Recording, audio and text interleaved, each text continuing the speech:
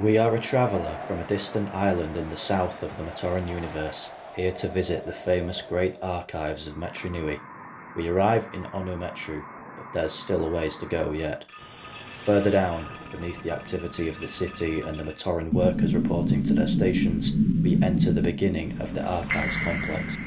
We have been given privileged access to tunnels usually off limits to other visitors, as well as the security recordings that are monitored by the Onu Matoran. We are hoping to see some of the rare specimens that live underneath this metropolis, some of which are so elusive they are nothing more than a rumour amongst the Matoran, who are idly labouring hundreds of feet above us. Our guide takes us into a control room to see if we can spot our first creature of the day. Activating a panel, we see the following flicker onto a nearby screen. The archivist showing us around tells us that our first creature is rather timid, and so may be waiting for some time before it shows itself. We prepare our record of our findings to take back home with us, ready to take observations of this first creature when it eventually appears. The plus side is that although timid, this creature often stays in groups due to its small size, so when it does appear, we won't miss them.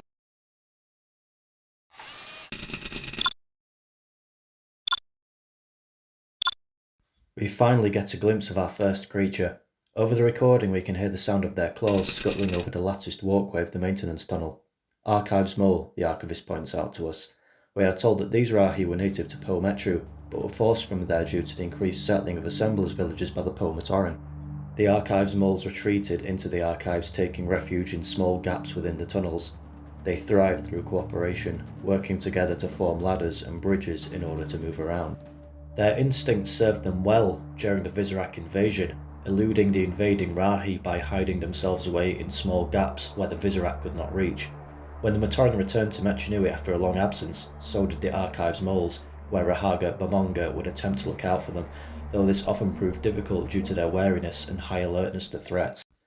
The archivist tells us that we are lucky to have seen one at all, and we take down our findings as our Onu Matoran guide directs our attention to another screen.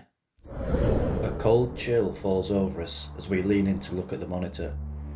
It's like that down here, the archivist chuckles as he notices our discomfort, then turning on his stool to look at us, asks, "What do you know of the blade burrowers? Only that they were created by Mutran, correct?" we ask.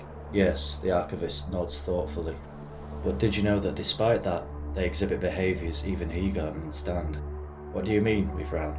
The archivist only smiles and taps the monitor. "You may find out today." "They live down here?" we ask in surprise.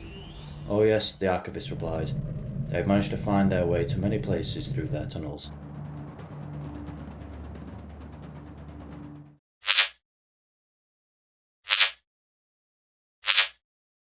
"Pesky things," the archivist mutters as it shows itself on the monitor. He tells us of other archivists getting lost down blade burrower-made tunnels who were never seen again. Blade burrowers have very poor eyesight, thus relied on their sense of smell to find food. They were also known to venture outside the archives and up to the surface when food was low, forcing the Vaki to contain them. Again, Rahaga Bamonga would attempt to study the blade burrowers in order to map out their tunnelling patterns, but was unsuccessful in this endeavour. When I lived in the archives, I tried mapping the blade burrower tunnels. They don't seem to be random at all. It seems like they are building something. What it might be, I do not know. Although unknown to the inhabitants of the Matoran universe, the blade burrowers had in fact been tampered with by the great beings. That was when I spotted the carving. Looking it over, I realised that some of my creations, the Rahi beasts I named blade burrowers, had defied the odds and survived. What's more, Kalma had discovered something most interesting about them. When enough blade burrowers are present, they start to tunnel every which way. At first glance, the tunnels look random. Two long, curved ones running north and south, with smaller ones in between them, with the same pattern of construction, repeated over and over again. But Kalma had realised they were not random at all, as any fool could see. No, the blade burrower was constructing a map. These tunnels served the purpose of reminding Metru Nui of his mission, for their tunnels form the pattern of nothing less than the three virtues. Over one of the live feeds we can hear what almost sounds like chewing.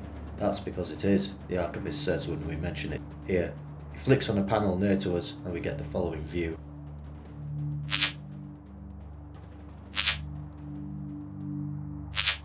In the gloomy, poorly maintained sections of the archives, stone rats scurried out of gaps and crevices.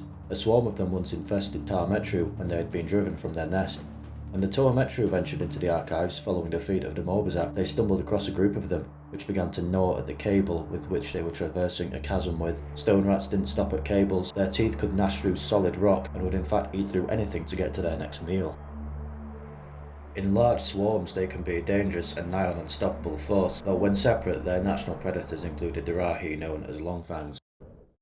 Back in the archive's control room, our guide tells us of two creatures we won't spot on the monitors. Why's that, we ask. The archivist pauses, then in a low voice says, "They're shapeshifters. They could be anything. Even that empty storage room," he says, pointing to a monitor across from us. "That's why they're so dangerous."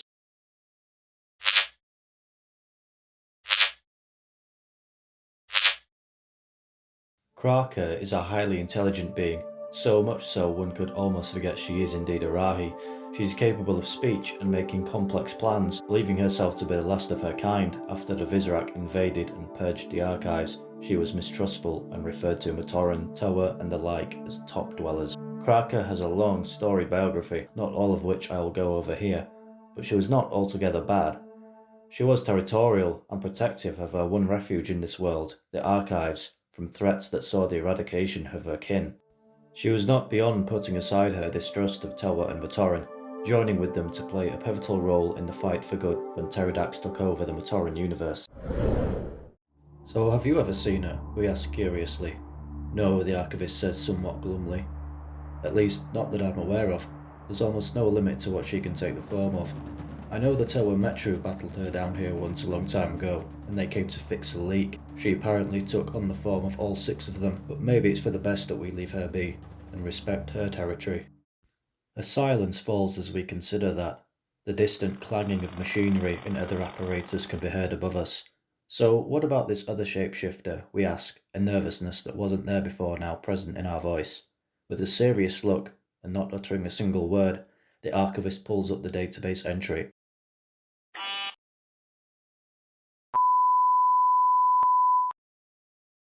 "Our records on this creature are extremely limited," the archivist explains.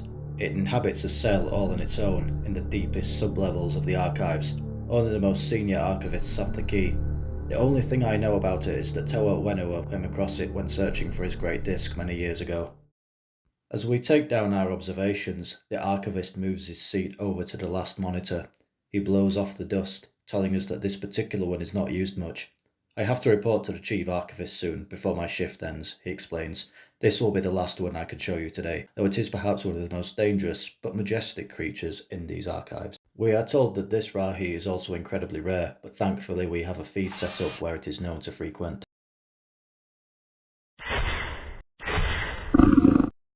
Rock lions are among the rarest and most dangerous Rahi in all the archives. Following his hiatus as a Toa, Lesovic, while on his travels throughout the Matoran universe, encountered a wounded rock lion, but got more than he bargained for when he tried to end its misery. "I once ran into a rock lion, half dead from injuries received in battle, mad with pain.